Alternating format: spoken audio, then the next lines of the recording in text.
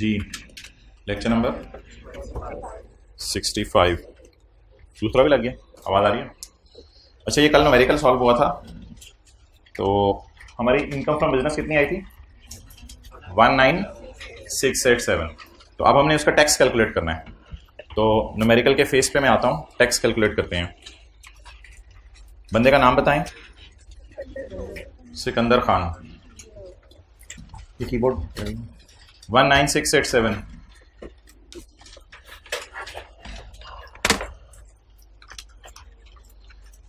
Mister Sikandar, income and tax thereon tax year 2024। एक ही इसकी income है, इनकम फ्रॉम बिजनेस कितनी है रुपीज इन थाउजेंड में 19687। अच्छा भाई, अगली चीज अब ये है कि इसके अलावा और कोई इनकम कमा नहीं रहा, तो यही इसकी क्या बन जाएगी टैक्सेबल इनकम। और इस पे हमने क्या कैलकुलेट करना है टैक्स। अच्छा, अब आप मुझे एक चीज सोच के बताएं, इसकी सैलरी इनकम कितनी है 0। तो अगर मैं 19687 का 75% लूं और 0 की सैलरी से कंपेयर करूं तो सैलरी कम, तो टेबल 1, तो टेबल 1 अब निकाल लें।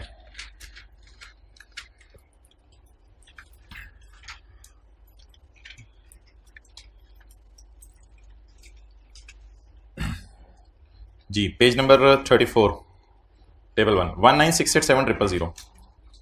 अच्छा, ये ना मैंने 1968700 देखना है प्लीज। मैंने 19687 नहीं देखना, मैंने 1968700 देखना है। तो 1968700 6 मिलियन से ज्यादा है तो कौन सा सीरियल लगेगा 8। तो where taxable income exceed 6 million तो 1220000 plus 35% of amount exceeding 6 million. 6 million से ये अमाउंट बढ़ कितनी रही है कैलकुलेटर पे जरा बताएं। 6 मिलियन से ये अमाउंट बढ़ रही है 1368700। डन हो गया। अब 1220000 प्लस 35% ऑफ 1368700। डन, इसी तरह होगा।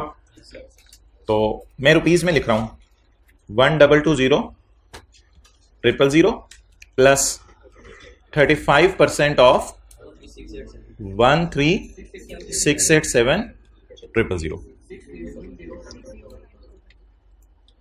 अच्छा, अब ये जो जवाब आएगा ना ये रुपीज में आएगा। आप इसको रुपीज इन थाउजेंड में मुझे बताएं।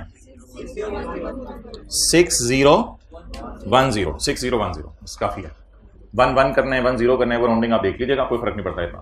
6010 ये इसका टैक्स आ गया। मेरा मशवरा है कि टैक्स आप रुपीज में निकालिएगा, रुपीज में निकाल के फिर आउटर कॉलम में से 1000 में ले आइएगा। अच्छा, मुझे ये बताएं, ये टैक्स हुकूमत को जमा करा दे या ऑलरेडी इसने कोई टैक्स हुकूमत को जमा करवाया हुआ है।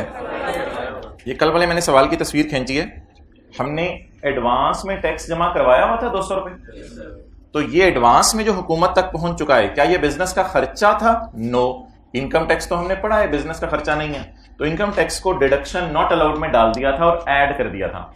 आज इसको लेस क्यों करना है? क्योंकि ये टैक्स ऑलरेडी हुकूमत के पास पहुंच चुका है। तो ये मैंने कल आपको बताया था वैसे शायद। Less advance tax paid, advance में जो आप टैक्स पे कर चुके हैं कितना, ऊपर ऐड क्यों कर दिया था? क्योंकि बिजनेस के खर्चे के तौर पे माइनस करने की इजाजत। इधर लेस क्यों किया? क्योंकि इतना टैक्स ऑलरेडी हुकूमत के पास पहुंच चुका है। जी चलें जी, तस्वीर खींचने लेट आने वाले, मैं बस खत्म कर रहा हूं। ये पेएबल टू गवर्नमेंट है। ये न्यूमेरिकल का कल हमारा फेस रह गया था, ये वो बनाया मैंने। जी जी वो अब कल जाते रहिएगा। अच्छा, क्लास के एंड पे सबको खड़ा किया जाएगा, सबको 100% बच्चों को, हाइब्रिड फिजिकल सबको। कल 10 मिनट पहले क्लास छूट गई और किसी ने बताया नहीं, मुझे तो कंफ्यूजन होगी टाइम की, जिस वजह से मैंने ऐसा कर दिया। आप सबको खड़ा किया जाएगा। एक बंदा नहीं बोला कि 10 मिनट भी रहते हैं, एक बंदा नहीं बोला, सबको खड़ा किया जाएगा आज। एक को भी फिक्र नहीं है अपनी। और ऑनलाइन वाले खुश हो रहे थे कि 1 घंटे से कम का लेक्चर अपलोड हुआ है। ओके, अच्छा, इसमें जो मोटे मोटे पॉइंट हैं न्यूमेरिकल सॉल्व करने वाले, वो जरा आप समझ लें। मोटे मोटे पॉइंट न्यूमेरिकल सॉल्व करने वाले कौन से हैं। एक एडजस्टमेंट पहले तरह मैं कल वाली रिवाइज करवा दूं। पॉइंट V ट्रिपल आई में क्रेडिट होते हैं अनपेड। क्रेडिटर का मतलब ही अनपेड है, या लाइबिलिटी का मतलब ही अनपेड है, या पेबल का मतलब ही अनपेड है। क्रेडिटर में 6,000 रुपया रेंट पेबल पड़ा है। क्रेडिटर में क्या पड़ा है जी? 6,000 रुपया रेंट पेबल पड़ा है, जो कि खर्चे के तौर पर अलाउ हो गया था अगेंस्ट द इनकम ऑफ 2020 में वो खर्चे के तौर पे अलाउ हो गया था, 24 में अभी तक पेबल है। तो जो चीज अलाउड एज डिडक्शन इन 20 है और 24 तक पेबल है, तो ये तो जुर्म है खर्चे को पे ना करना। तो इसका मतलब है 24 में ये खड़े होके पेबल है। पेबल का मतलब है स्टिल अनपेड। तो आप सजा क्या दें? अगर 20 where a deduction is allowed for an expenditure and the person has not paid the liability within 3 years from the end of the year to which the deduction relates, the unpaid amount will be added in the first year following the end of 3 years. तो unpaid amount जो है वो income के अंदर add हो जाएगी आपकी। इस वजह से हमने कल 6,000 को न्यूमेरिकल के फेस पर क्या कर दिया था? बोले ऐड कर दिया था। Unpaid will be added in income. Unpaid creditor 6 रुपए का, ये हमने ऐड कर दिया था। क्लियर? अच्छा, कल इसी रूम में फिजिकल और इसी रूम में हाइब्रिड आपकी एक एक्स्ट्रा क्लास होगी 2:30 बजे, 2:30 से 3:30। जिसका किसी और कॉलेज में या इस कॉलेज में क्लैश है तो वो हजरात जो है वो फिर यूट्यूब के ऊपर शाम तक लेक्चर अवेलेबल हो जाएगा। 55 मिनट का तकरीबन लेक्चर होगा, 50-55 मिनट का, वो आप अटेंड कर लीजिएगा। और अब ये रूटीन हमारी चलती रहेगी, हर जुमेरात को 1 घंटे के लिए आपको बुलाया जाएगा। लेकिन उसमें ऑब्वियसली कोई थ्योरी का पोर्शन नहीं पढ़ाया जाएगा, उसमें कोई ना कोई न्यूमेरिकल करवाया जाएगा। और दूसरी ऑप्शन ये है कि इन चीज़ों को हम अगस्त में ले जाएं। 3-4 अगस्त तक तो चीज़ें वैसे भी खींचे ताने चली जाती हैं, लेकिन उससे भी अगर आगे चली जाएंगी तो वो ज़्यादा खतरनाक बात होगी। तो इसलिए कल का मैंने अनाउंस कर दिया, ये in addition to this class होगा। ओके, चलें जी, आगे मूव करें। अब न्यूमेरिकल्स के मोटे मोटे रूल, न्यूमेरिकल्स के मोटे मोटे रूल, ये बॉलपेन किसकी है? न्यूमेरिकल्स के मोटे मोटे रूल। न्यूमेरिकल्स के मोटे मोटे रूल मोहतरम ये हैं कि मिसाल के तौर पे मैं कोई फॉर्मेट आपके सामने खोलता हूं जो सबसे पहला हमने न्यूमेरिकल क्लास में किया था, ये वाला। अब इनको ना याद करते रहें, चीजों को आसान सी हैं। अकाउंटिंग डेप्रिसिएशन और अकाउंटिंग लॉस को, अच्छा पहले तो बात सुन लें, एक बात जिसको मैं दोबारा नहीं करूंगा। अकाउंटिंग वाले खर्चे माइनस कर चुके होते हैं प्रॉफिट तक पहुंचते हुए, और अकाउंटिंग वाले इनकम्स को ऐड कर चुके होते हैं। ये तो एक जनरल सी मोटी सी बात है। पहली बात ये हो गई। दूसरी बात, अकाउंटिंग वाले प्रॉफिट तक पहुंचते हुए जब खर्चे माइनस कर चुके होते हैं और इनकम्स ऐड कर चुके होते हैं, तो इनको टैक्स कैलकुलेशन में कैसे लेना है, उसमें जो मोटे मोटे आइटम आते हैं, यानी कि जब आप ये मेरी 4 बातें सुन लेंगे ना, तो न्यूमेरिकल के अंदर ऐड और लेस होने वाली 70-80% चीजें कवर हो जाएंगी आपकी। वो 10-20% चीजें रह जाएंगी, वो जैसे जैसे आती रहेंगी हम देखते रहेंगे। तो मोटे मोटे 4 रूल सुन लें। अकाउंटिंग डेप्रिसिएशन ऐड करनी होती है और अकाउंटिंग लॉस ऐड करना होता है। इसकी जगह टैक्स वालों की डेप्रिसिएशन, इनिशियल अलाउंस, और टैक्स वालों का लॉस ऑन डिस्पोजल लेस करना होता है। पहली बात खत्म हो गई।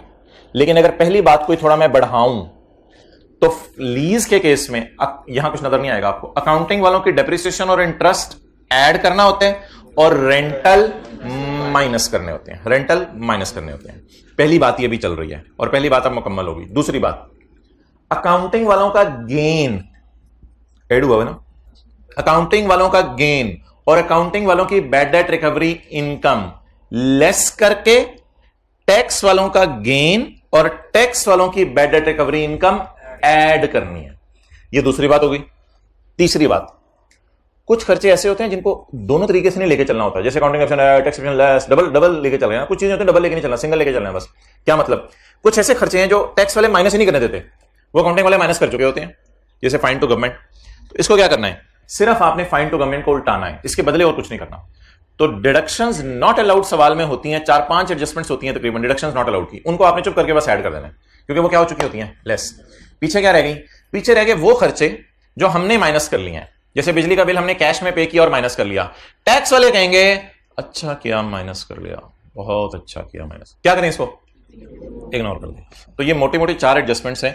इन 4 एडजस्टमेंट्स या इन 4 रूल्स के अंदर सवाल की तकरीबन आपकी 70-80% एडजस्टमेंट्स कवर हो जाया करेंगी। Let's repeat, accounting depreciation, accounting loss on disposal, accounting depreciation on leased asset and accounting interest on leased asset. इन चारों को ऐड करके टैक्स वालों की डिप्रिसिएशन, टैक्स वालों का इनिशियल अलाउंस, टैक्स वालों की अमोर्टाइजेशन, टैक्स वालों का लॉस ऑन डिस्पोजल और टैक्स वालों के लीज रेंटल। ये क्या कर देंगे? ये पहला रूल हो गया। दूसरा रूल, अकाउंटिंग वालों का गेन ऑन एसेट और अकाउंटिंग वालों की बैड डेट रिकवरी लेस करके टैक्स वालों का गेन ऑन एसेट और टैक्स वालों की बैड डेट रिकवरी ऐड कर देंगे। ये दूसरा रूल हो गया। तीसरा, कुछ खर्चे हैं जो अकाउंटिंग वाले माइनस कर चुके होते हैं। कुछ खर्चे हैं जो अकाउंटिंग वाले माइनस, टैक्स वाले कहते हैं मोहतरम ये माइनस नहीं करने थे, उनको ऐड कर दिया करेंगे। कुछ लोगों ने हॉर्न नहीं हिलाने होते, उनको बार बार कहना ऐड कर दिया करेंगे। और कुछ खर्चे हैं जो अकाउंटिंग वाले माइनस कर चुके होते हैं, टैक्स वाले कहते हैं अच्छा किया माइनस कर लिया, तो उनको क्या कर देंगे? इग्नोर कर देंगे। अच्छा, एक और टाइमिंग की ऑप्शन है, लेकिन वो मैं आपको बताना नहीं चाह रहा था और आप लोगों को मिसयूज नहीं करना। डेट इज़ 1:30 से 2:30, लेकिन वो 1:30 से 2:30 सिर्फ उन लोगों को मैं अलाउ करूंगा आपकी क्लास में से जिन हजरात का किसी और क्लास के साथ क्लैश है। इसके अलावा अलाउ नहीं करूंगा कि मैंने घर जाना था तो मैंने सोचा जल्दी क्लास ले लूँ। उनको ये बैठने की जरूरत नहीं होगी, और वो बैठेंगे भी तो वे हाइब्रिड के अंदर बैठेंगे, इधर फिजिकल आके नहीं बैठेंगे, क्योंकि उस क्लास में ऑलरेडी फिजिकल इतने कि जब इधर आकर बैठेंगे तो जगह भर जाएगी। तो इसलिए ये ऑप्शन भी है, लेकिन इस ऑप्शन को मिस यूज़ नहीं करना, यूज़ करना है आपने अगर करना पड़ा, और मुझे बता के एंटर होने से पहले मुझे बता दीजिएगा। ओके, शक्ल से वैसे बंदा पहचान लेता है ये किस क्लास का है। ये बात नहीं होती कि इतने बच्चे हैं तो पहचाना नहीं जाएगा। अच्छा ठीक है, सेक्शन 76 में वापस आ जाए।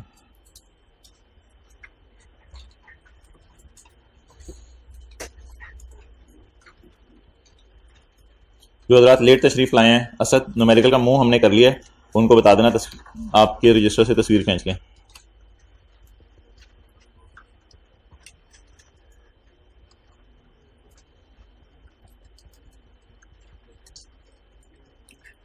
भाईजान रिवाइज कर लें, सेक्शन 76.5 रिवाइज करें।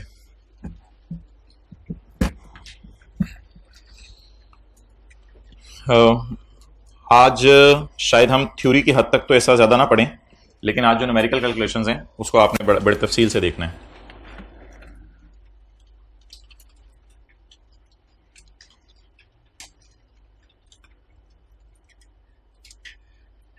सेक्शन 76, ये मैंने आपको सवाल कराया था, मैं रिवाइज कराता हूं। अगर एक एसेट आप परचेज करें फॉरेन करेंसी में लोन लेके, तो मसला क्या आता है वो जरा सुनिएगा। आपने उधार लिया कितना? $2 लाख। इस वक्त डॉलर कितने का था? 140 का। तो मुझे बता दें, जब आप उधार लेते हैं तो पैसे आपकी जेब में आते हैं या जाते हैं? तो जब आपने उधार लिया तो इनफ्लो टाइप कोई चीज हुई। जब आपने उधार वापस किया तो डॉलर कितने का हो गया? उधार वापस करते हैं तो पैसे आपकी जेब से जाते हैं, तो आपका क्या हो गया? आउटफ्लो हो गया। इनफ्लो और आउटफ्लो को आपने नेट करना है। नेट करके जवाब बताएं, पॉजिटिव बचा या नेगेटिव बचा? नेगेटिव बचा।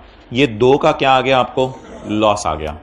अगला काम आपने ये करना है कि $2 लाख के लोन पर लॉस आया आपको, या 2 लाख में से जो 30,000 वापस कर दिए हैं उस पर लॉस आया, या जो 1,70,000 वापस करने हैं उस पर लॉस आया है।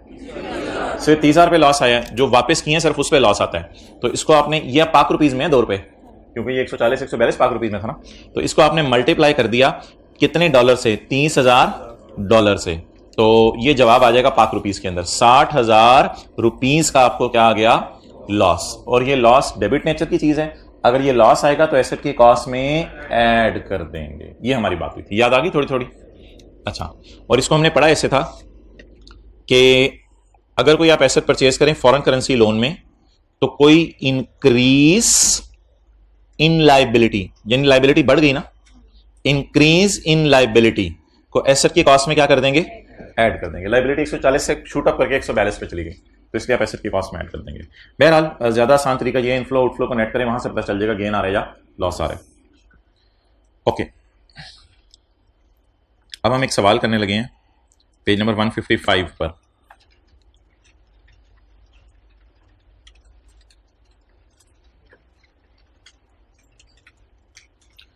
अच्छा मोहतरम, 50 रुपए की आपने बोतल खरीदी ढक्कन और स्ट्रॉ समेत। जब दुकानदार से आपने बोतल खरीदी 50 रुपए की, तो उसने आपने रिसीव किया ₹5 का गिफ्ट। ₹5 का आपने गिफ्ट रिसीव किया, तो मुझे बता दें ₹50 की बोतल खरीदने पे अगर ₹5 का गिफ्ट मिल जाए तो आपने खोया कितना? 50 और पाया 5। तो आप क्या कहेंगे घर वालों को? ये बोतल कितने की पड़ी कितने में पड़ी? 45 में पड़ी। दुकानदार के बेटे का क्यूएम का रिजल्ट आया था, वो पास हो गया, तो दुकानदार ने खुशी में आपको ₹5 की एक्लेयर्स दे दी। तो बोतल कितने वाली कितने में पड़ी? 50 वाली 45 में पड़ी। और बड़ी खुशी खुशी आप आके बता रहे होंगे मुझे तो 45 की आज मिरिंडा मिली है, मुझे तो 45 की आज मिरिंडा मिली है। इसे कहते हैं नेट कॉस्ट। ग्रॉस कॉस्ट कितनी थी? 50। नेट करके आपको कितने की पड़ी? ठीक है, इस क्लास के बाद इसको ले लीजिएगा। Okay, now we will discuss today about government grant. We will discuss about government grant. Government grant is just like toffee, it is just like toffee. तो आपको गवर्नमेंट ग्रांट मिल सकती है। गवर्नमेंट ग्रांट, आपने प्लांट बाय किया, planet नहीं पूरा, plant, आपने प्लांट बाय किया 70,000 का, जिस तरह बोतल बाय की थी ₹50 की। जब आपने प्लांट बाय किया 70,000 का, तो आपको हुकूमत ने खुश होकर ग्रांट दी, तो आपने गवर्नमेंट ग्रांट रिसीव की ₹15,000 की। तो क्या खोया? 70,000। क्या पाया? 15,000। तो बता दें जी, what is your net cost? What is your net cost? 55। आपको जब ₹70,000 का प्लांट खरीदा तो हुकूमत ने खुश होकर आपको ₹15,000 का तोहफा दे दिया। जैसे कॉलेज वाले जनरेटर खरीदें तो शहबाज शरीफ खुश होकर कहे यार आप तो बच्चों की बड़ी फिक्र कर रहे हैं, तो आपने तो जनरेटर खरीद लिया। तो जनरेटर जो है वो मिसाल के तौर पे 20 लाख रुपए का जनरेटर है, चलो 2 लाख मेरी तरफ से रख लो। तो कॉलेज वाले तो कहेंगे हमें जनरेटर कितने का पड़ा? 18 लाख का पड़ा। तो हुकूमत कई दफा ऐसा खरीदने पे खुश होती है और खुश होकर आपको तोहफा दे देती है। आप बता दें what is the net cost of this plant? 55,000। This will be our starting point. हम जब न्यूमेरिकल शुरू किया करेंगे 70,000 से शुरू नहीं करेंगे, हम कहेंगे हमारे प्लांट की कॉस्ट कितनी है? 55,000। और लॉजिकली है भी 55,000 ही। अच्छा, अब फड्डा कहां पे आता है? फड्डा यहां पे आता है कि ये 15,000 पे कभी कभी हुकूमत मांग लेती है टैक्स, और कभी कभी हुकूमत टैक्स क्या कर देती है? माफ। मिसाल के तौर पे, नोट कुछ नहीं करना भी, मिसाल के तौर पे आप 15,000 लेके जा रहे थे, तो रास्ते के अंदर आपको जो है कमिश्नर मिला। कमिश्नर ने पूछा ओ भाई ये 5,000 के 3 नोट किधर लेके जा रहे हैं? कहां से आए हैं? आसमान से उतरे हैं क्या? क्या मंग चंदा मांगता है लोगों से, भीख मांगता है? आपने कहा नहीं, मैंने एसेट खरीदा, शहबाज शरीफ ने मुझे 5,000 के 3 नोट पकड़ा दिए, लोगों को 2,000 दे रहे, मुझे 15,000 दे दिए, तो मुझे 15,000 दे दिए। कितनी बड़ी खुशी की बात है। अब कमिश्नर कहेगा पुत्र थोड़ा सा इसमें से मुझे भी दे दे, तो ये ग्रांट हो गई टैक्सेबल। या फिर कमिश्नर कहेगा जा जा जा यार तुझे तोहफा मिल रहा है, अल्लाह बरकत दे और तू अपने पास ही रख, जो भी करना है सारा। तो हो सकता है ये 15,000 हुकूमत आपको क्या कर दे? माफ कर दे, कमिश्नर आपको माफ कर दे।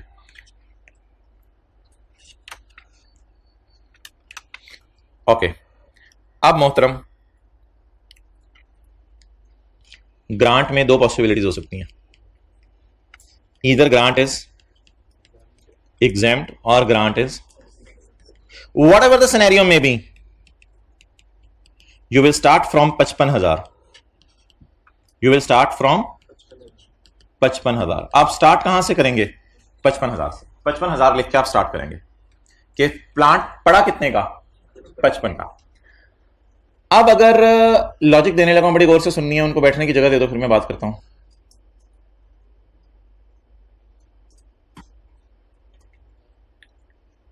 अगर आपको ग्रांट मिली और हुकूमत ने कहा बबलू ये ग्रांट माफ है, या कमिश्नर ने कहा ये ग्रांट माफ है, आप बता दें जैसे ही 55,000 में आपको, सॉरी जैसे ही 70,000 की चीज खरीदने में 15,000 आपको तोहफा मिला और हुकूमत ने कहा इस तोहफे पे हम टैक्स आपसे नहीं मांगेंगे, आपको खुशी होगी गम होगा? खुशी होगी गम होगा? जल्दी बताए ना। खुशी होगी। इस खुशी के मारे आप दीवाने हो जाएंगे, शुक्र है मेरे से 15,000 पे टैक्स नहीं मांगा। ग्रांट, ग्रांट कितनी है? 15,000। 15,000 is exempt. Yes, 15,000 is exempt. तो आपको खुशी क्या होगी कि मुझे 15,000 पे टैक्स माफ हो गया। इस खुशी के बदले में लॉ मेकर आपको एक गम देने लगा। भाई जल्दी बैठो यार, बड़ी इंपॉर्टेंट बात हो रही है। इस खुशी के बदले में लॉ मेकर आपको एक गम देने लगे। लॉ मेकर कह रहे हैं तेरे एसेट की कॉस्ट 55 ही है। तेरे एसेट की कॉस्ट गम कैसे मिलेगा? गम ऐसे मिलेगा कि आप सिर्फ फ्यूचर में 55,000 को डेप्रिशिएट कर रहे होंगे। जिस तरह गाड़ी होती थी ना 30 लाख और गम देने के लिए कहता था नहीं तेरी गाड़ी 25 लाख की है, उस तरह का गम है। तो तेरे एसेट की कॉस्ट 55 ही है। इधर आए, बात ज्यादा बेहतर समझ आएगी। हुकूमत ने आपको दिए 15,000, कमिश्नर ने कहा 15,000 में मेरा हिस्सा निकाल। आप बता दें क्या ये 15,000 रुपए टैक्सेबल हैं? अगर ये 15,000 रुपए टैक्सेबल हैं तो आपको क्या मिला? गम। आपको क्या मिला? गम। इस गम को कंपनसेट करने के लिए लॉ मेकर आपको थपकी देगा और आपको खुशी देगा, क्या परेशान ना हो, परेशान ना हो। तूने जो 15,000 नेट किया था इसे ऐड बैक कर कर कर कर। आपने कहा क्या करने लगे मेरे साथ? पहले कर, फिर तुझे कहूंगा तेरे साथ क्या करने लगा हूं। कर। जवाब क्या आ गया? 70,000 is the cost for the purpose of depreciation. Now आपका एसेट दोबारा 70 पे वापस आ गया। अब आप 70,000 को डेप्रिशिएट करेंगे। 70,000 को डेप्रिशिएट करने का मतलब है कि डेप्रिसिएशन ज्यादा रिकॉर्ड होगी। डेप्रिसिएशन ज्यादा रिकॉर्ड होने का मतलब है कि प्रॉफिट कम होंगे। प्रॉफिट कम होने का मतलब है कि टैक्स कम देना पड़ेगा। तो ये इस बात की लॉजिक है। स्टार्ट हमेशा हम कहां से किया करेंगे? स्टार्ट हमेशा नेट कॉस्ट से किया करेंगे। ये मेरा क्वेश्चन है और ये मेरा सोल्यूशन है। ठीक है जी। अब मुझे एक दफा सिर्फ रिवाइज करा लेने दें। कितने का एसेट खरीदा? जिस दुकान से जाके एसेट खरीदा उस दुकानदार वाले को कितने पकड़ाए? 70। जैसे ही घर इधर लाके एसेट इंस्टॉल किया, फौरन हुकूमत के बंदे आ गए, यार ये 15,000 रुपए शहबाज शरीफ ने आपको भेजे, आप हमें रास्ते में प्लांट लेके जाते हुए नजर आए हैं, तो कमाल कर दिया आपने, ये 15,000 रुपए आपको तोहफा मिला है। जैसे ही वो 15,000 रुपए शहबाज शरीफ के बंदे देके गए, कमिश्नर ने अपने बंदे भेजे और कमिश्नर ने कहा ये 15,000 रुपए बंदो वापस आ जाओ, माफ कर दो। कमिश्नर ने ये 15,000 आपको माफ कर दिया। आपको क्या मिली? जैसे ही खुशी मिलेगी तो लॉ मेकर बदले में आपको एक गम देगा, ताकि नेट हो जाए ना, बैलेंस न्यूट्रल रहे आप। तो लॉ मेकर आपको एक गम देगा। गम क्या देगा आपको? आपके एसेट की कॉस्ट 70 थी, गिरा के 55 पे ले आएगा, लेकिन आपको कुछ करने की जरूरत नहीं पड़ेगी क्योंकि ऑलरेडी 55 पे ये पड़ा हुआ है। तो आपने बस सिंगल लाइन लगा के डबल लाइन क्लोज कर देना, ये मेरे एसेट की कॉस्ट है for the purpose of depreciation. But if आप एसेट खरीदें और 15,000 रुपए आपको तोहफे में मिले, कमिश्नर कहे मुझे इस पे दे टैक्स, तो योर अथ्रू विल कम लाइक एनीथिंग। आंखों से आपके अथ्रू आने लग जाएंगे। अब जो है वो आगे बढ़ेगा कौन? लॉ मेकर आगे बढ़ेगा और लॉ मेकर आगे करके आपके अथ्रू कैसे पहुंचेगा? आपके अथ्रू ऐसे पहुंचेगा कि वो कहेगा भाईजान आपके एसेट पड़ा 55 का है लेकिन 70 पे डेप्रिसिएशन रिकॉर्ड कर लो, कोई मसला नहीं। उसे ऐड बैक कर देगा, वो जो 15 मैंने माइनस किया वैसे ऐड बैक कर देगा। ये एग्जांपल 102 है। किस पेज पे? 155 पे। तो वहां जाके इसको नोट कर लें डायग्राम को।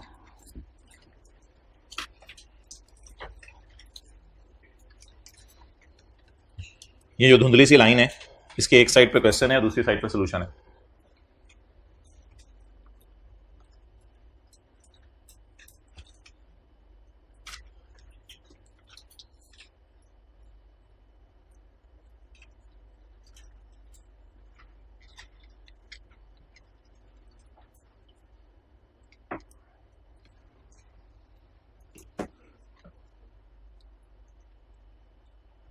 अच्छा, कितने लोगों को जब क्लास एंड हो रही थी पता चल गया था 10 मिनट पहले खत्म हो रही है? इनको आज भी खड़ा किया जाएगा, कल भी खड़ा किया जाएगा, इनको 2 दिन खड़ा किया जाएगा। एक बंदे ने नहीं, ये मुझे इतना गुस्सा चढ़ा इस बात पे। ये बात मैंने जाके प्रिंसिपल रूम में की कि ऐसे ऐसे बच्चे आ गए हैं। ये बात सर उमैर उतरा तक मैंने पहुंचाई। फिर मैं घर गया, घर वालों को मैंने ये बात बताई और बच्चों ने मेरे से पूछा, मेरे बच्चे कि कितनी देर फिर खड़ा रखेंगे? मैंने कहा कम से कम 1-2 मिनट तो खड़े रखूंगा उनको, ये तो कम से कम है। इट वॉज, हाँ जी क्या मोहतरम?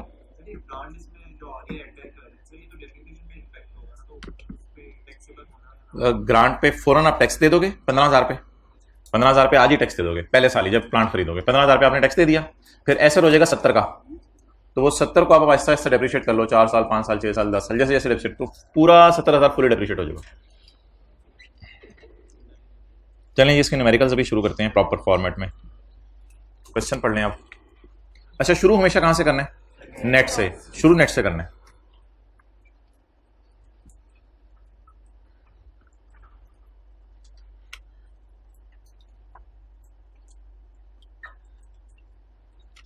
सवाल कर लें। An entity purchase an asset costing rupees 70,000, वही सवाल है। Subsidy received from government is 15,000। कितने की खुशी मिली? अभी सॉरी, ये खुशी वो वाली खुशी नहीं है एग्जाम टू टैक्सेबल वाली, ये ग्रांट है। अच्छा, कितनी ग्रांट मिली? ये ग्रांट टैक्सेबल है या माफ है? माफ है। अगर माफ है, शुरू हमेशा कहां से करने?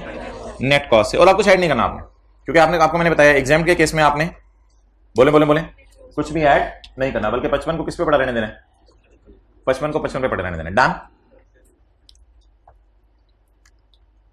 और दूसरे सिनेरियो में कॉस्ट 70,000, ग्रांट 15,000, लेकिन ये ग्रांट क्या है? तो टैक्सेबल के केस में आपने 15,000 को फिर दोबारा क्या कर देना है? ऐड कर देना है, ताकि आपकी कॉस्ट शूट अप करके किस पे चली जाए? 70 पे। लेकिन एक बात याद रखिएगा कि चाहे एग्जेम्प्ट है चाहे टैक्सेबल है। Start solution with net cost. शुरू हमेशा नेट कॉस्ट से करना, क्योंकि शुरू उसी से करेंगे जितने में चीज आपको पड़ी है।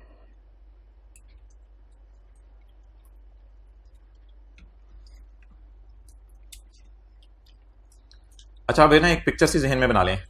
एग्जाम के केस में सर ने कुछ ऐड बैक नहीं किया था और टैक्सेबल के केस में कुछ ऐड बैक कर दिया था, बस ये पिक्चर माइंड में ले ली। इसके अब आप वो पढ़ लें थ्योरी। पॉइंट नंबर 10 निकालें।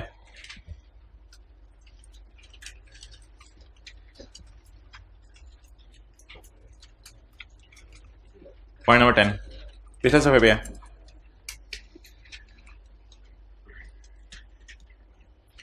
If grant, subsidy, rebate, commission or assistance. If grant, subsidy, rebate, commission or assistance is chargeable to tax. ये वाला सिनेरियो ना, is chargeable to tax.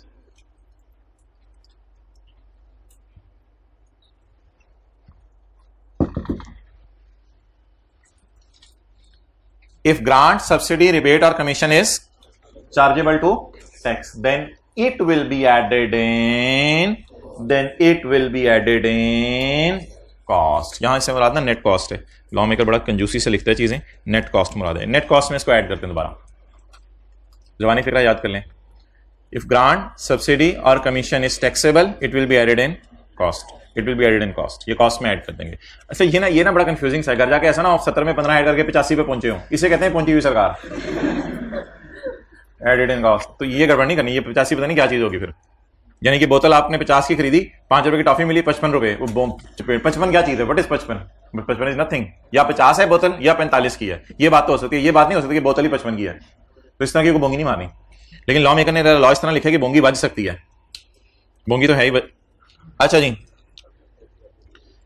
The cost of asset does not include, ऊपर से पढ़ें, the cost of asset does not include any exempt grant. असल में ये line exempt के लिए ना, क्योंकि नीचे वाली टैक्सेबल के लिए थी, तो ऊपर वाली लाइन लॉ मेकर ने बताया नहीं एग्जेम्प्ट के लिए। लेकिन ऑब्वियसली अगर नीचे वाली लाइन टैक्सेबल के लिए, तो ये बात इंप्लाइड है कि ऊपर वाली line the cost of asset does not include the amount of exempt grant. The cost does not डालने, डज नॉट डालने यानी डज नॉट इंक्लूड करें। इंक्लूड करने की जरूरत नहीं है, डज नॉट इंक्लूड।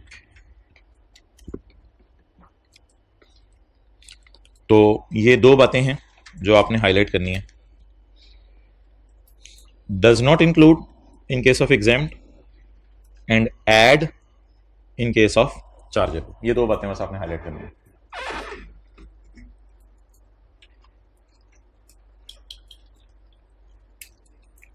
गुड वली भाई, आप टाइम पे आने लगे हैं, आई रियली अप्रिशिएट। हाथ हिला दें। Okay, the cost of asset does not include the exempt grant. The cost of asset does not include the cost of asset does not include the exempt subsidy. The cost of asset does not include the exempt rebate. The cost of asset does not include the exempt commission, or the cost of asset does not include the amount of exempt assistance. Bracket वाला छोड़ दें। Received in respect of acquisition of asset, काटना नहीं है। Received in respect of acquisition. In respect of को तो मैंने कहना for कर लिया करें। Received for acquisition of asset. तो जो ग्रांट आपको ऐसा खरीदने के लिए मिली है उसको आप इग्नोर कर दें। अगर एसेट क्या, अगर ग्रांट क्या है बोले, एग्जेम्प्ट है। However, if the grant is chargeable, फिर क्या करें? Add back in the cost of asset. Bracket वाली चीज अब मैं समझाने लगा हूं।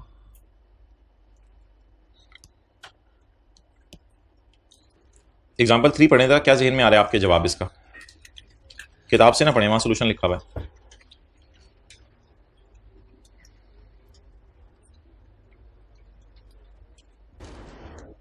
ये क्या है? सब्सिडी है, ग्रांट है, असिस्टेंस है, कुछ भी नहीं है। ये लोन है, लोन वापस करना होता है। सब्सिडी, ग्रांट, कमीशन वापस नहीं करनी होती। ये लोन है, लोन वापस करना होता है। ये फॉरेन करेंसी नहीं है, ये लोकल लोन है। अच्छा, लोन के केस में मेरे भाई कोई हुकूमत ने आपको, शहबाज शरीफ ने आपको कोई तोहफा शोफा नहीं भेजा। सिर्फ आप प्लांट लेके जा रहे थे 40,000 का, शहबाज शरीफ के बंदों ने कहा यार ये 12,000 हमारी तरफ से रख लो, इंटरेस्ट छोड़ें, अभी सिंपल 12,000 की बात नहीं, ये 12,000 हमारी तरफ से रख लो, 12,000 हमें वापस कर देना चंद दिनों बाद। अब ना ये लोन टैक्सेबल है ना एग्जेम्प्ट है, चक्कर में जाने की जरूरत ही नहीं। बस सादा सी बात आते हैं, एसेट की कॉस्ट क्या रखेंगे, बस 40,000 रख दें एसेट की कॉस्ट, ना नेट से शुरू करें ना और कुछ करें, बस इस 12,000 को पेपर में काट दीजिएगा, कुछ भी नहीं करना आपको। तो उधार लेके आपने प्लांट खरीदा तो प्लांट को 40,000 रुपये पड़ा रहने दें, क्योंकि ये सेक्शन मैंने पढ़ाया ना आपको, ये प्लांट ये लोन पे लगता नहीं है, अदर देन ना लोन पे ये सेक्शन लगता नहीं है, क्योंकि लोन तो ना सब्सिडी है ना ग्रांट है ना कमीशन है। इस तरह जरा कर लें जिस तरह मैंने किया, कॉस्ट को 40 पे ही रखें, ना नेट करने की जरूरत है, और वो जो बाकी 2,000 आपको मिला है, 12,000 लोन मिला है, उसे इग्नोर कर दें पेपर में।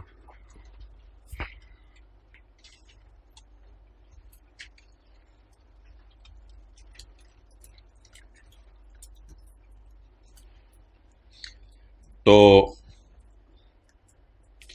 एग्जाम्प्ट वाला हो गया क्वेश्चन नंबर 1, चार्जेबल वाला हो गया क्वेश्चन नंबर 2, और लोन वाला हो गया क्वेश्चन नंबर 3। लोन तो रीपेबल होते हैं ना, इस वजह से लोन पे ये रूल नहीं लग रहा। विद और विदाउट इंटरेस्ट का क्या मतलब है, उस 12,000 पे आपने इंटरेस्ट देने हुकूमत को नहीं देना, कहते हैं ये बात अलग है, इससे मुझे कोई फर्क नहीं पड़ेगा, बस सादा सी बात मैं लोन के लिए कर रहा हूं, लोन को कभी भी एसेट की कॉस्ट में नेट आपने नहीं करना।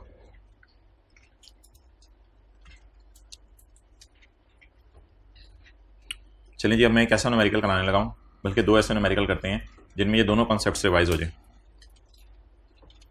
Page number 156 question 4।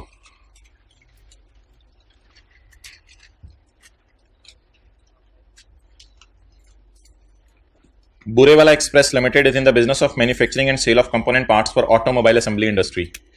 ये लोग ऐसे पार्ट्स बना रहे हैं जो कि गाड़ियां बनाने वालों को बेचते हैं, ऑटोमोबाइल इंडस्ट्री गाड़ियां बनाने वाली, ये ऐसे पार्ट्स बना रहे हैं जो गाड़ियां बनाने वाली कंपनीज को बेचते हैं। ऑन 1 जनवरी 2022 टैक्स ये बोला करे कौन सा है, 30/22 वाला। 30/22 वाले साल में हमने $700 लोन लिया है यूएसए में, which was use for purchasing the plant, और वो फॉरेन करेंसी लोन हमने प्लांट को खरीदने में इस्तेमाल कर लिया। ये लोन वापस होने 7 इक्वल किस्तों में $100 की होंगी ना, फिर देख लेना, $700 लोन है, 7 किस्तों में वापस होने और 7 बराबर किस्तों में, तो 700 डिवाइड बाय 7, $100 $100 $100 $100 $100 करके हमने बाहर के मुल्क भेजने हैं। The rate of exchange on 1 January 2022 was $1 कितने का है, 98 का। वर्किंग जिस वक्त लोन लिया था डॉलर कितने का, 98 का, बहुत पुराना पाकिस्तान, मुशर्रफ के जमाने का, नवाज शरीफ के जमाने का। अच्छा जी, 98 डन हो गया।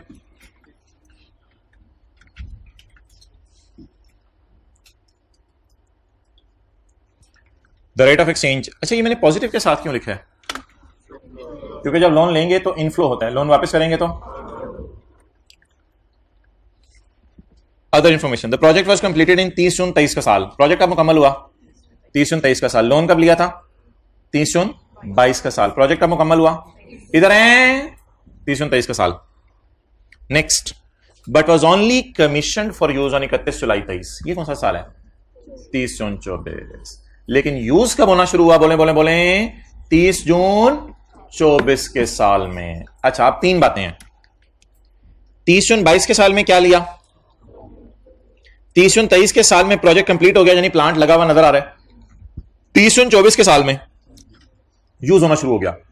अब अकाउंटिंग वाले पढ़ाते हैं आपको कि डेप्रिशिएट तब से करो जब अवेलेबल फॉर यूज है, यानी चाहे यूज शुरू नहीं भी हुआ, चीज लग गई है तो वैल्यू लूज करने लग गई है, इसको डेप्रिशिएट करना शुरू कर दो। लेकिन टैक्स वाले ऐसा नहीं करेंगे, मतलब टैक्स वाले वेट करते हैं जब तक चीज यूज ना होने लग जाए, इसलिए क्योंकि यूज होनी इस साल शुरू हुई है तो फिर डेप्रिशिएट भी इसी साल से होगी। डेप्रिशिएशन हम 30 जून 23 के साल की नहीं निकालेंगे, बल्कि 30 जून 24 के साल की निकालेंगे। Done, okay. The total amount spend by BEL on the plant was 2 lakh. Plant कितने का खरीदा, 2 लाख का। ऑन 1 जुलाई 23 यानी 2024 के साल में गवर्नमेंट ऑफ पाकिस्तान ने खुशी से हमें 10,000 रुपए दे दिए सब्सिडी के तौर पे in respect of the plant installed in the project. सवाल खामोश है, बता नहीं रहा ये सब्सिडी टैक्सेबल है या एग्जाम्प्ट है। अब आप असम्पशन लेंगे पेपर में, असम्पशन लेंगे। असम्पशन क्या लेंगे वो मैं बताऊंगा, जो मैं बताऊंगा वही लेनी है आपने। ग्रांट इज एग्जाम्प्ट, आमतौर पर ना ये एग्जाम्प्ट होती है, तो असम्पशन वो लेते हैं जो हकीकत के करीब हो। स्टूडेंट कहां पे है, लाइब्रेरी में होगा या क्लास में होगा, ये तो नहीं असम्पशन लेते चांद पे होगा। तो असम्पशन वो लेते हैं जो हकीकत के करीब हो। Grant is exempt. आप बताएं क्या करें, आप बताएं क्या करें। टोटल ऐसा कितने का खरीदा, 2 लाख का। तोहफा कितना मिला, ये तोहफा क्या है, माफ है। क्या करें क्या करें, ऐड और लेस वालों से अल्लाह पूछे, बोले नेट कॉस्ट से शुरू करें, पहले नेट कॉस्ट से शुरू करें। अगला सवाल है ऐड या लेस, पहले अपने नेट कॉस्ट निकालें, नेट कॉस्ट निकालें, फिर आगे देखेंगे ऐड करने या इग्नोर करने हैं। ऐड लेस के चक्कर में नहीं, ऐड या इग्नोर अगली बात है, पहले नेट कॉस्ट से शुरू करो। कितने का प्लांट खरीदा, कितना आउटफ्लो, कितना पाया, 10,000, नेट कितने का पड़ा। चलें जी, आंसर नेट कॉस्ट बता दें 1 लाख। वैसे पेपर में ना ये भी जरा एग्जामिनर को बता दीजिएगा आपने कैसे निकाला है। 2 लाख माइनस 10,000 कितना बन गया जी, 1,90,000। डन, ये मेरी नेट कॉस्ट हो गई। आगे चलें, आप बता दें सब्सिडी क्या है।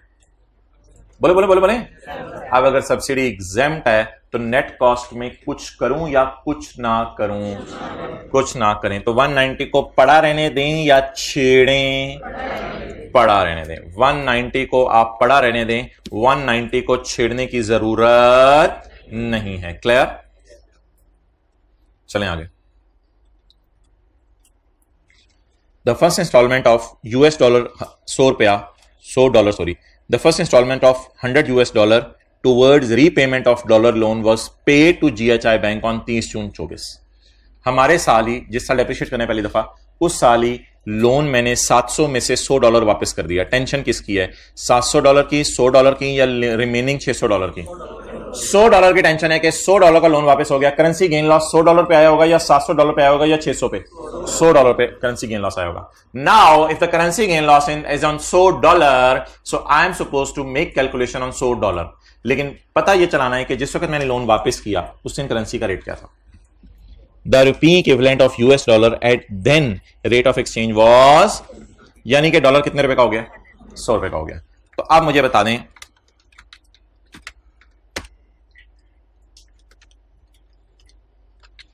आप मुझे बता दें जब मैंने डॉलर वापस किए हैं तो कितने का हो गया डॉलर, $100 का। तो 2 का क्या आ गया, नेगेटिव। 2 का क्या आ गया, लॉस आ गया। इस लॉस को मैंने किससे मल्टीप्लाई करना है, $100 से, $700 से, $600 से, $100 से। इस लॉस को मल्टीप्लाई करते हैं $100 से। ये ₹2 हैं, ₹2 को जब $100 से मल्टीप्लाई करेंगे तो रुपीज में जवाब आ जाएगा। तो ये ₹200 का क्या आ गया। लॉस की नेचर बता दें, डेबिट नेचर है, एसेट की नेचर भी। तो करेंसी का लॉस हमेशा अपने एसेट की कॉस्ट में क्या करना है, ऐड करना है। आप बता दें एसेट कितने का पड़ा, टोटल 190,200। और मेरे ख्याल से सवाल आगे खत्म हो गया। सवाल में आगे कुछ भी नहीं है, कैलकुलेट इनिशियल ऑन स्टेप्स, वो बात की बात है, सवाल आगे खत्म हो गया। तो अब आप सवाल को तसल्ली से पढ़ के इसको नोट कर लें। लेकिन बेहतर है कि इधर व्हाइट बोर्ड पे देखे बगैर नोट करें। ये चीजें देख रहे थे साथ साथ, तो देखे बगैर नोट करें फिर।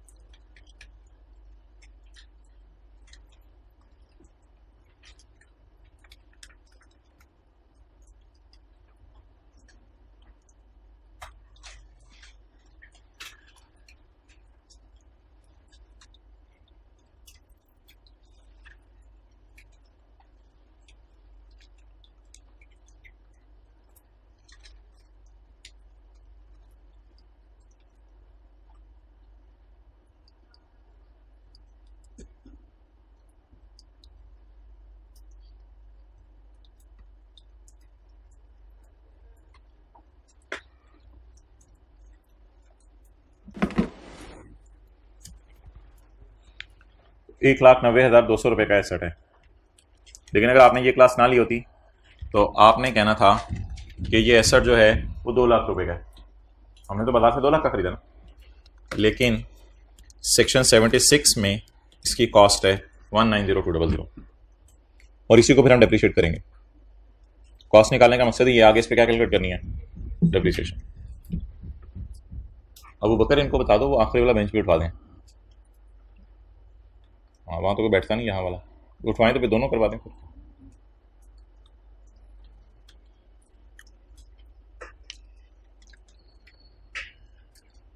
समझ आ गया? चलेंगे एक दफा दोबारा पढ़ने सवाल।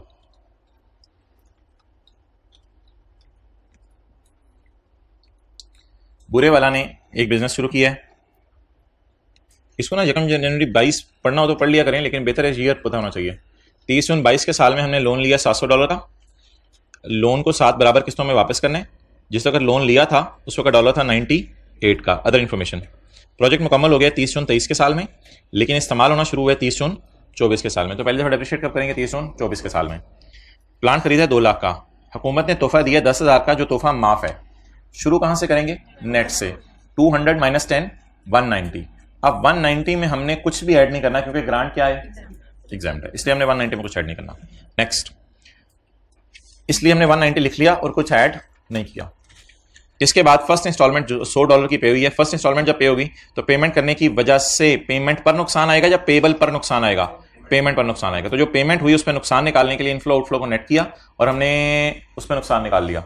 जो भी नुकसान निकला, अगर वो नुकसान है तो उसे एसेट की कॉस्ट में क्या कर देंगे? ऐड कर देंगे। आगे मैं नहीं कर रहा, ये मैंने ऐसे आपके शो करने के लिए ना एग्जाम्प्ट सब्सिडी लिखा हुआ है, क्योंकि यहाँ ऐड कुछ नहीं करना बल्कि इग्नोर करना है। हाँ, अगर टैक्सेबल होती ना ये, तो फिर आपको पता है दोबारा ऐड करना पड़ना था। तो 190 200 आ गया। इनिशियल अलाउंस का रेट क्या प्लांट का? 25%। और कॉस्ट में से इनिशियल अलाउंस माइनस करेंगे, WDV आ जाएगी।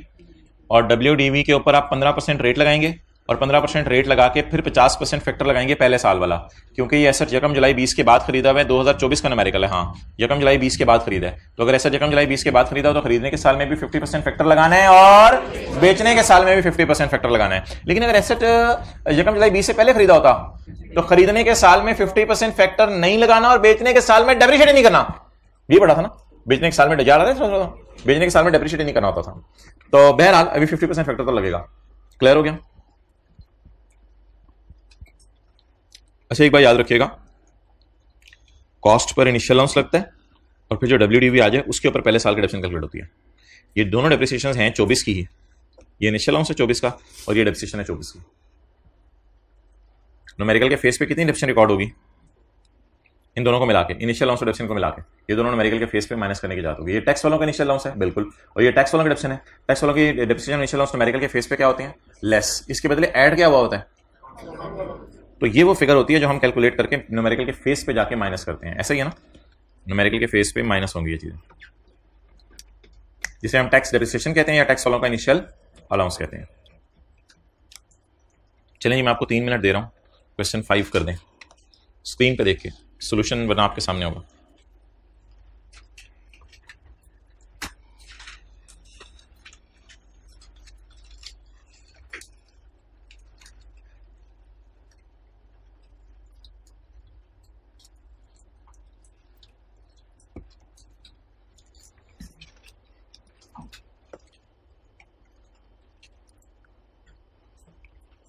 दो से 2.5 मिनट बाद दूसरी क्लास में हाथ खड़े होने लगे थे, हमने कर लिया।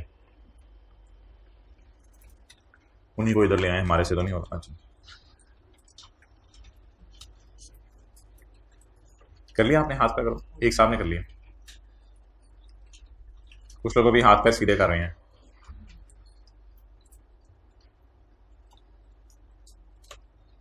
आना होता है या रोजाना आना होता है? बड़ा जिगरा चाहिए होता है छुट्टी करने के लिए।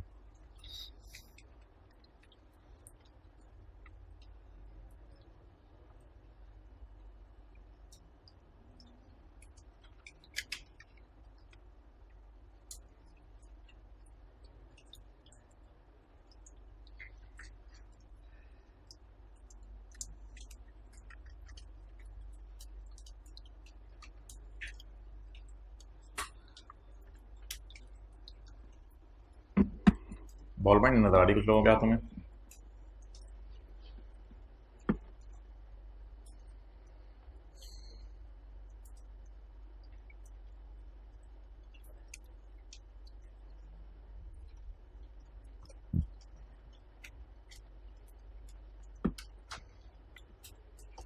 कर लें जल्दी, 10:35 तक टाइम होता है क्लास का। कर लें जल्दी।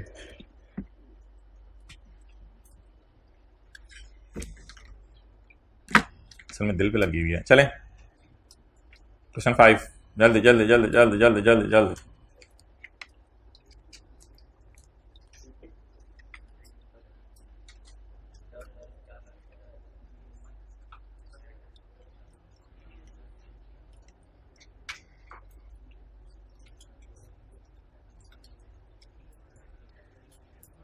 Okay. An entity decided to finance the cost of purchasing a plant with a loan in foreign currency. It obtained a loan of $2000. जो लोन लेते हैं ना उसकी टेंशन नहीं है, लोन वापस करने वाली अमाउंट की टेंशन होती है। जिस वक्त लोन लिया था उसने रेट क्या था? Working inflow. जिसने लोन लिया उसने रेट क्या है? 140। ऑन 30 जून, हमारे साल के आखिरी दिन, 2 महीने बाद, first repayment of $300 was made. कितना लोन लिया? 2000। वापस कितना कर दिया? कितना वापस करना है? 1700। 1700 की टेंशन नहीं, टेंशन किसकी है? 300 की। जिसने लोन वापस किया उस दिन करेंसी कितने की है? 130। जवाब बताएं, पॉजिटिव में आएगा नेगेटिव में आएगा? पॉजिटिव में आएगा। तो पॉजिटिव का मतलब है गेन आया आपको, नेगेटिव का मतलब है लॉस आया है। तो इसको आपने लिखना है 3 का गेन। फिर आपने इसको मल्टीप्लाई करना है पेपर में रीपेमेंट से। रीपेमेंट कितने डॉलर है? $300। तो जवाब आएगा पाक रुपीज में, ₹900 का गेन। ये जो गेन है ना, इसकी क्रेडिट नेचर है, ऐसे ही है। तो गेन की क्रेडिट नेचर है, तो करेंसी के गेन को हम क्या करेंगे? लेस कर देंगे। क्यों? क्योंकि लॉस आता है। तो असल में ना, लॉस आया, एसेट खरीदा, ये दोनों ही डेबिट नेचर के हैं। तो एसेट खरीदा और नुकसान भी आ गया, वो दोनों चीजें ऐड हो जाती हैं। लेकिन एसेट खरीदा दूसरी तरफ से गेन आ गया तो गेन पे नेट हो जाता है। तो इसलिए गेन लेस किया करेंगे। पहली बात क्या होगी? दूसरी बात, अब मेरे ख्याल से आगे वो दूसरा वाला पॉइंट टेस्ट होने लगे, वो जो सब्सिडी वाले, वो देख लेते हैं। एसेट इस परचेज पर 5 लाख। दुकान पे जाके कितने पैसे दिए बोतल के? 50 रुपए। दुकानदार ने कितने वाली टॉफी दी? 5 रुपए। दुकान पे जाके कितने पैसे दिए एसेट के? 5 लाख। शहबाज शरीफ के बंदे कितने पैसे लेके आए? 20,000। अभी टैक्सेबल या एग्जेम्प्ट ना पढ़ें, इससे कोई फर्क नहीं पड़ता। पहले आप शुरू करें नेट कॉस्ट से। अच्छा, ये ना नेट कॉस्ट भी एग्जामिनर को शो कर दिया करें, 4,80,000। अब देखना यह है कि ये ग्रांट टैक्सेबल है या एग्जेम्प्ट है, और पहले रिवीजन कर लेते हैं क्या करना है। अगर एग्जेम्प्ट है तो कुछ भी नहीं करना, अगर टैक्सेबल है तो फिगर ऐड बैक कर देनी है। तो ग्रांट क्या है? टैक्सेबल है, तो टैक्सेबल ग्रांट को ऐड बैक कर दें। माइनस किया ना, 20,000। 50 499। ये जी हमारे एसेट की कॉस्ट आ गई। कॉस्ट मांगी हुई है, डिफरेंस भी मांगी हुई है, कॉस्ट मांगी। कितने लोगों ने इसी तरह किया था? कितने लोगों ने किया इस तरह था लेकिन हाथ नहीं खड़ा किया?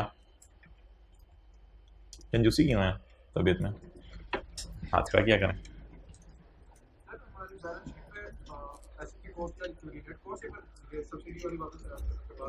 ये तो यार IAS 20 बताएगा। ये अकाउंटिंग के टीचर आपको पढ़ाएंगे FR 1 में एक्सटेंडेड IAS 20, उसमें वो डिस्कशन करेंगे। लेकिन हमने तो टैक्स के एतबार से डिस्कशन करनी है बस। सवालों में ना अकाउंटिंग वालों की डेप्रिसिएशन आपको दी होती है, अकाउंटिंग वाली डेप्रिसिएशन आपको निकालनी नहीं पड़ेगी, क्योंकि अकाउंटिंग के रूल्स टैक्स के पेपर में चेक नहीं करेगा, टैक्स के पेपर में टैक्स के रूल्स चेक करेगा। अच्छा, आ जाए पॉइंट 5। पेज नंबर कौन सा है?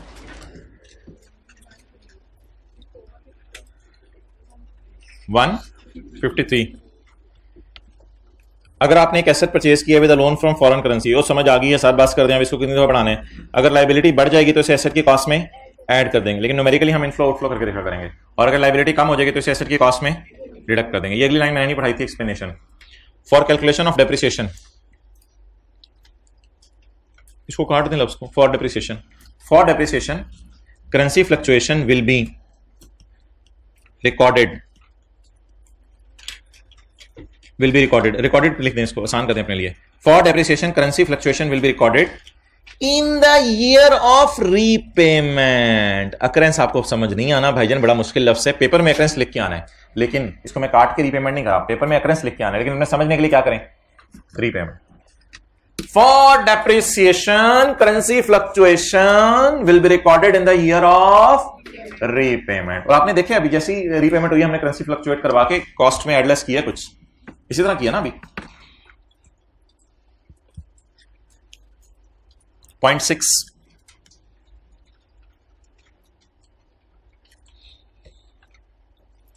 क्रैम करना है आपने, बस ये आपको समझाया नहीं जा सकता, आपका लेवल ही बड़ा है।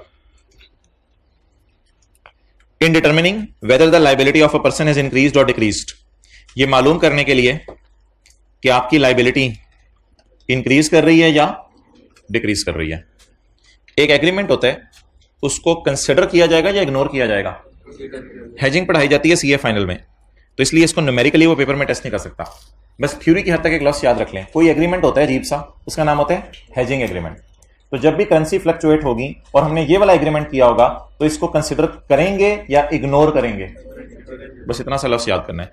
Hedging agreement will be considered. Paper में सवाल आ गया hedging agreement will be considered और विल बी इग्नोर्ड, बस विल बी कंसिडर्ड। और अगर थ्योरी का सवाल आ गया तो फिर 0.5 के साथ आपने ये लिख के आना है, क्योंकि 5 और 6 एक ही चीज है, क्योंकि ये 6 5 से कंटिन्यू हो रहा है। तो पेपर में सवाल आएगा how to deal with foreign currency loans, तो फिर आपने 5 और 6 दोनों लिखाइएगा। और ये जब आप लिख रहे होंगे आपको समझ नहीं आ रही होगी, लेकिन आपकी बॉल पॉइंट फिर भी लिखती चली जा रही होगी। In determining whether liability has increased और decreased, hedging agreement will be ignored. Hedging agreement ना कोई इंश्योरेंस एग्रीमेंट टाइप होता है, इसमें कई दफा हम बैंक से करवा लेते हैं कि करेंसी का गेन लॉस हुआ, थोड़ा बहुत मुझे दे देना, या कुछ बैंक से ऐसा अरेंजमेंट कर लेते हैं, ये कोई हेजिंग एग्रीमेंट होता है, पता नहीं क्या होता है, छोड़ें। ठीक है जी, बस ये दो बातें पढ़ के खत्म करते हैं, 2 लाइनें। 0.7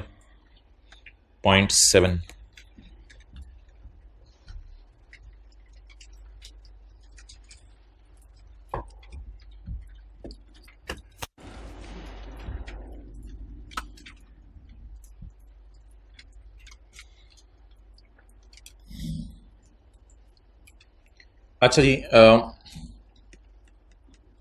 एक मार्केट है जिसमें से आपको मिल रहे हैं जहाज और इसमें लगी हुई हैं कुर्सियां। क्या लगी हुई हैं? कुर्सियां। तो इस जहाज में लगी हुई हैं कुर्सियां, मार्केट से आपको मिल रहे हैं, यानी आपने सोचा मैं जहाज लूं, आपने क्या सोचा मैं जहाज लूं। एक और मार्केट है, थोड़ा आगे आप गए, ये बड़ी अजीब सी मार्केट थी, आवाज लग रही थी कुर्सियों के बगैर वाले जहाज, कुर्सियों के बगैर वाले जहाज, कुर्सियों के बगैर वाले जहाज। आप ऐसे अजीब सा मुंह करके चले गए। अगली मार्केट में गए, जहाज में कुर्सियां लगवाएं, जहाज में कुर्सियां लगवाएं, जहाज में कुर्सियां लगवाएं। अच्छा ये चक्कर है। 3 किस्म की मार्केट्स हैं। एक मार्केट में क्या मिल रहा है? जहाज कुर्सियों वाला। जहाज कौन सा वाला? ये वाला जहाज लेते ही आप उड़ा देंगे। दूसरी मार्केट में आप गए तो आपको समझ नहीं, अजीब अजीब सी आवाजें लग रही थी, कुर्सियों के बगैर वाला जहाज, कुर्सियों के बगैर वाला जहाज, कुर्सियों के बगैर वाला जहाज।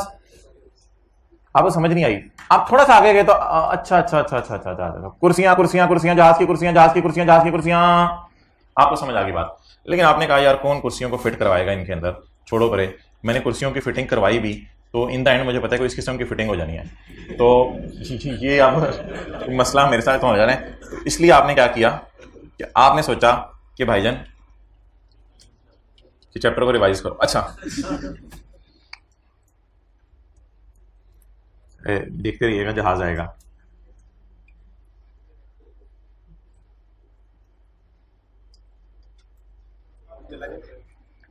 तो आप इस मार्केट से वापस आए इस मार्केट में, और फिर इस मार्केट में वापस आए। आपने कहा ये पैक कर दें, उन्होंने कहा पैक नहीं होता, आप बैठे। चाबी आपको दे रहे हैं, अब आप डायरेक्ट घर जाएंगे इससे। तो ये जहाज लेके अब आप आ गए, जरा फील करें थोड़ा सा। ये जहाज लेके अब आप घर आ गए, ठीक है। आपने इसको जो है वो अपनी छत के ऊपर लैंड करा दिया, टाकी शाकी मारी आपने, और इसको टाकी शाकी मार के सेट करके रख दिया। अच्छा थोड़े अरसे बाद, ये बात है 2009 की, किस सन की बात है? 2009 की। 2011 में आपने कुर्सियां निकाली और जहाज ले गए, और जहाज जाके इस मार्केट में बेचा है। जो कौन सी वाली मार्केट है? जहाज वाली। कुर्सियों से आपको मोहब्बत हो गई थी, कुर्सियां आपने रख ली, और जहाज क्या करके आ गए? बेच के आ गए। अब आप मुझे बताएं, अगर आप, ये तो मैंने 3 मार्केट्स आपको बताई है ना, अगर आप ये कुर्सियां निकाल रही हैं और जहाज आप ये वाला बेच के आ गए हैं, तो इसको डेल मारते हैं, अब ये जहाज आपके पास नहीं है। लेकिन मेरा सवाल है कि ये जहाज आपने कितने का खरीदा था कुर्सियों के बगैर? बता सकते हैं? नहीं बता सकते ना। क्यों नहीं बता सकते? हमने कुर्सियों के साथ खरीदा था। हमने कुर्सियों के साथ खरीदा था। अब ये मसला आ गया ना, क्योंकि आपको पता है आप जिस वक्त बॉल पॉइंट लेने जाते हैं तो आप दुकानदार को ये नहीं कहते अच्छा यार ये 20 रुपए की है, चल ये कितने की लगाएगा कैप, अच्छा अगर मैं निब लेना चाहूं तो कितने की लगाएगा, अगर अच्छा इसमें इंक कितने की तू डालेगा, चलो भाई। तो इस तरह के फजूल सवाल आप नहीं पूछते जब चीज खरीदने जाते हैं। तो इस बंदे ने भी इस तरह के सवाल नहीं पूछे थे। ये क्या लेके आ गया था, जहाज कुर्सियों समेत। ये क्या लेके आ गया था, जहाज कुर्सियों। फड्डा पड़ा 2011 में, 9 में जहाज लेके आ गया, फड्डा पड़ा 11 में, 11 में क्या फड्डा पड़ा, 11 में फड्डा ये पड़ा कि कुर्सियां इसने निकाली और जहाज जाके क्या कर दिया, बेच दिया। अब ये सोच रहे बैठ के कि मुझे जहाज कितने का पड़ा। तो टैक्स लॉ कहता है भाईजान आप ऐसा करें कि आप जो है ना 3 काम करें, 3 काम। कुर्सियों अंदर आओ, आपको पता है लातों की खुद बातों से नहीं मानते।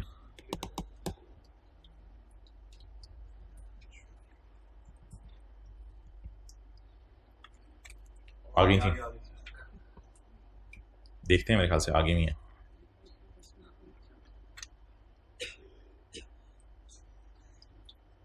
नहीं आएंगी।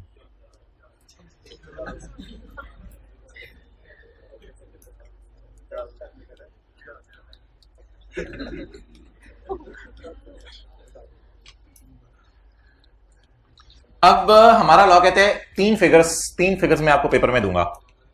एक मैं आपको बताऊंगा कि आपने जहाज कितने का खरीदा था, एक मैं आपको पेपर में ये फिगर गिवन करूंगा, ये 2009 की कॉस्ट होगी, कॉस्ट।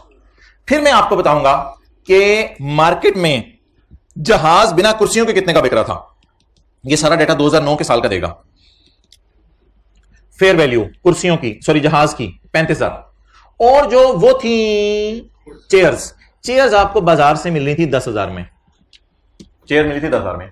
तो जहाज अलग खरीदो 35,000 का बाजार में मिल रहा था, कुर्सियां अलग खरीदो 10,000 की मिल रही थी, लेकिन आपने जहाज जमा कुर्सियां इकट्ठी खरीदनी तो आपको बल्क क्वांटिटी डिस्काउंट करके तकरीबन 40,000 में जहाज पड़ गया। अब आप बता सकते हैं कि कॉस्ट के अगर मैं टोटे करना चाहूं तो कॉस्ट अलग हो सकती है या नहीं हो सकती। एक कैलकुलेशन मैं आपके सामने शो करता हूं, अल्लाह करे आपको समझ आ जाए। मुझे यह बताएं कि जो मेरा जहाज है उसकी कॉस्ट कितनी है, 40,000। ये तो वो आउटफ्लो है जो मेरी जेब से हुआ, लेकिन मेरी जेब से 35 और 10 जाता अगर मैं अलग-अलग दोनों को खरीदता, लेकिन मैंने अलग-अलग दोनों को खरीदा नहीं। अब इस 40,000 को क्या करेंगे, इस 40,000 को तकसीम करेंगे। मुझे बता दें ये एरोप्लेन विदाउट चेयर्स कितने का है, 35,000 का। चेयर्स कितने की हैं, 10,000 की। वट एवर द टोटल में बी। कॉस्ट कितनी है, बोले 40,000। क्या कोई फॉर्मूला लगा के आप बता सकते हैं कि 40,000 में से मैंने 30, 32, 33,000 कितने एरोप्लेन के लिए दिया। आपको पता है डिस्काउंट टाइप मुझे मिल रहा है, तो मुझे 35 और 10 वाली चीज जो अगर मैं अलग अलग खरीदता तो कितने की मिलती, 45 की। 45 वाली चीज मुझे कितने में मिल गई है, 40 की। कोई कैलकुलेशन मैथमेटिक्स की करके दिखाएं कैलकुलेटर के ऊपर कि जिससे मेरा ये रिजल्ट अचीव हो जाए। जल्दी कैलकुलेशन कोई मैथमेटिक्स वाली करके दिखाएं।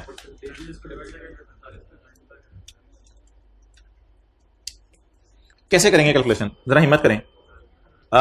मैं पकड़ूं जल्दी मैं पकड़ूं 40 को तोड़ना है ना, 40 divided by 45 multiplied by 35। Done. क्या जवाब आ गया, 3,1,1,1। चलें जी आगे, फिर पकड़ें, थोड़ा सा नीचे करके कर लें, खुला करके यहां पे। फिर पकड़ें 40 डिवाइडेड बाय 45 मल्टीप्लाइड बाय, वो बता देना, 40 डिवाइड बाय 45 मल्टीप्लाइड बाय 10। क्या जवाब आ गया, 8 ट्रिपल 9 होगा ना, टेट्रा 9 तो नहीं होगा, 8,999। डन हो गया, 8,889। अब आप मुझे बता दें कि 40,000 में से मैंने कितने रुपए दिए थे जहाज कुर्सियों के अलावा, 31,000। और 40,000 में से मैंने कितने रुपए दिए थे चेयर्स के, 8,889। Got it. तो ये कॉन्सेप्ट है। इसको मैं सवाल करता हूं, फिर आपको नोट करने दूंगा। ये सवाल मैं आपके सामने करने लगा हूं। An asset was purchased in 2009। एक एसेट कब खरीदा मैंने, 2009 में, for 40,000। What is the cost, 40,000। Cost आ गई इसकी 40,000, इस तरह लिखा करनी है आपने। The asset comprise of two components M and H, देखते रहे। The asset comprise of two component M and H, इधर आपने हेडिंग देनी है कॉस्ट की,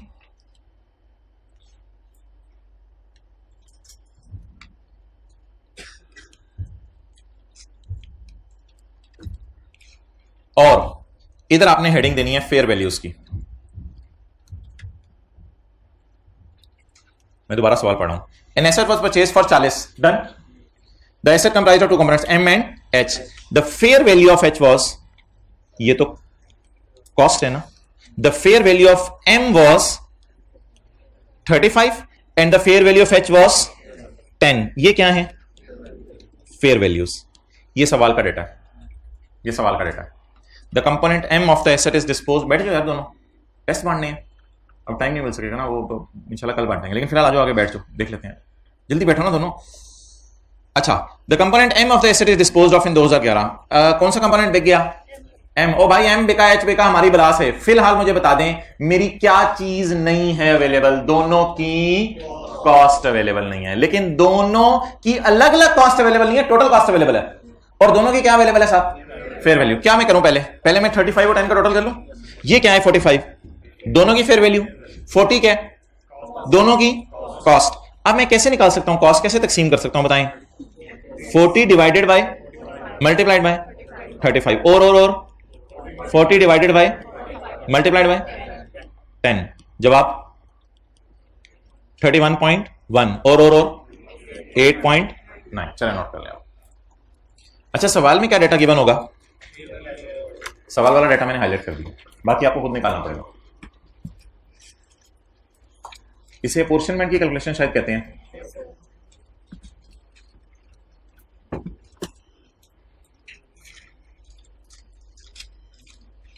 आंसर जैसे हुआ है वो तरीका मुझे पसंद नहीं आया, आप पेपर में इस तरह आंसर कीजिएगा।